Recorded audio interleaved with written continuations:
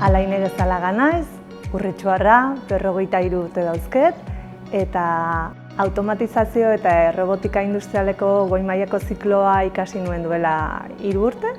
Egia esan, klasean hasi ginenean, lau emakume genden bakarrik, oso gutxi harritu ninduen horrek, baina hori ez zan izan oztopo aurrera jarraitzeko.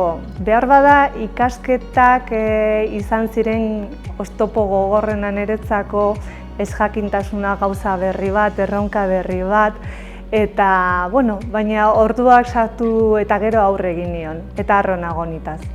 Ikasketa hauek aukeratzeko arrazoi nagusia izan zen, betidani gustatu izan zaidala industria eta teknologia arloa. Eta ikusten nuen lan aukera handiak zeudela.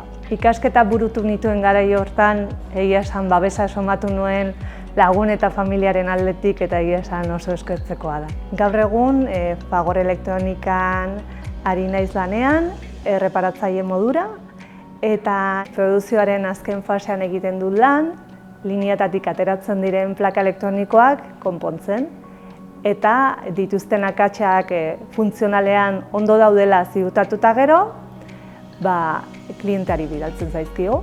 Plaka elektroniko hauek, zirkuito hauek, topatu daitezke etxeko indukzio plaketan edota ibilgailuen argietan adibidez.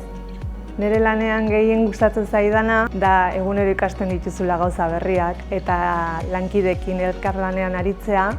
Eta behar bada gutxien edo saien suertatzen zaidana da normalki agertzen ez diren akats horiek konpontzea, baina lortzen dudanean oso harro sentitzen naiz. Mezua behin ikasle guztientzako ikasten jarraitu dezatela oso garrantzitsua da.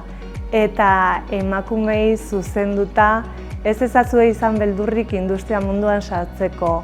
Gero eta gehiago gara arlo honetan lanean eta nire ustean oso ondo egiten ari gara.